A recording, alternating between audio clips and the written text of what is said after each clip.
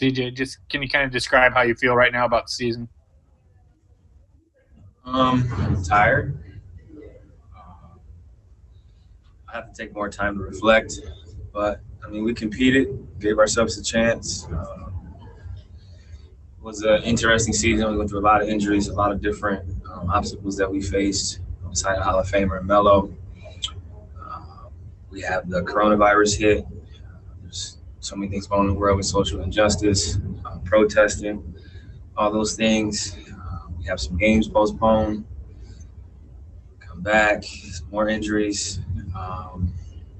But all in all, I think we fought, gave ourselves a chance. You know, it came to the bubble. We said we're going to have a chance to make the playoffs. We made the playoffs. And I thought outside of a couple stretches, obviously game, 4, out of control. One of those other games, I thought we competed, gave ourselves a chance. But all in all, played as hard as I could and did all I could to try to help the team win. Next question is coming from Aaron Fentress with the Oregonian. CJ, the odds obviously are long for 8 to be to 1, but isn't it a situation where you guys really accomplished a lot in this bubble with everything you got to overcome just to get to the playoffs? And what can you take from that into the offseason and into next season? Well, we definitely competed, played against a lot of quality opponents, to qualify for the bubble and beat a good Memphis team to get the 8th seed. And we went through a lot. Obviously, we missed some players, but injuries are part of the game. It would have been nice to have everybody. But all in all, I thought we competed.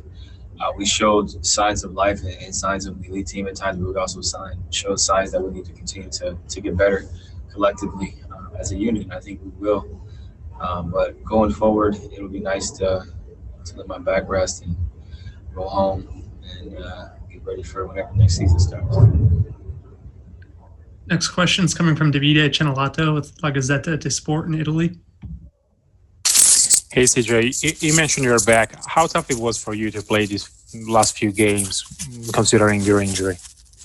It wasn't easy, but I think our staff's done a great job. A lot of treatment, dry needling, treatment all the time, ice baths and stuff like that to kind of get through it.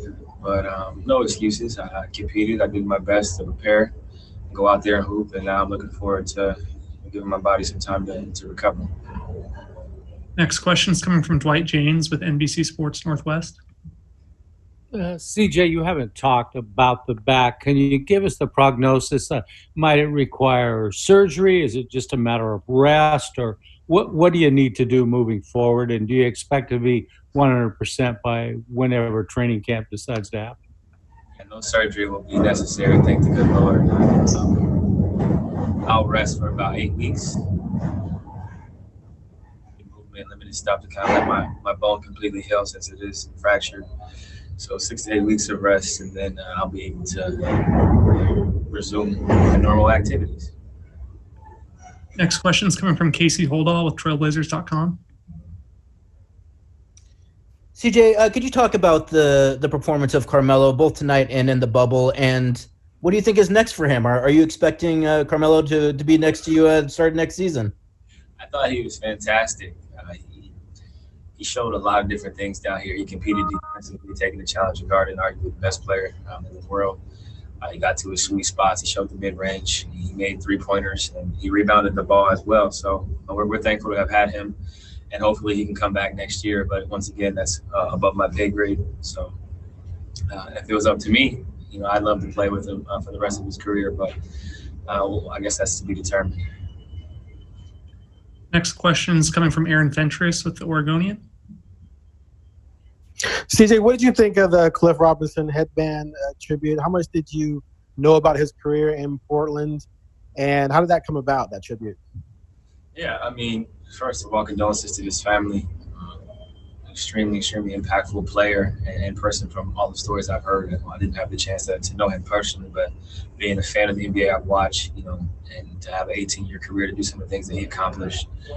6th man of the year. I know he made an all-star appearance and all those things, but it's the way he impacted people. I heard so many different stories about how he treated people, some of the things that he was doing in the community, and it's tough. This has been a horrible year, honestly, with some of the things that we've had to go through collectively as a society. But in terms of the headband, it was a no-brainer. I actually used to wear headband in high school, so I was glad to be able to rock it, but not happy under these circumstances. But I thought it was important for us to pay homage to a legend. Our video coordinator, John, he actually reached out to me and asked me about it. And I followed up just to make sure we had enough black headbands first and foremost, and then some other people reached out as well. But just basically asked the team, like, hey, what are your thoughts on this? I would like to do it, but we have to do it as a unit. And with the type of guys we have, it was an easy decision. Final questions coming from Jason Quick with The Athletic. When you got taken out of the game for the final time with like 2 minutes left, what type of things go through your mind as you're walking to the seat for the final time? Lots of emotions, thinking about the game, what I could have done better, thinking about the season, thinking about so many families that have lost important ones due to gun violence, specifically from police officers. Just thinking about everything that we've gone through historically these last, for me, 28 years. There's just a lot, honestly, a roller coaster of emotions.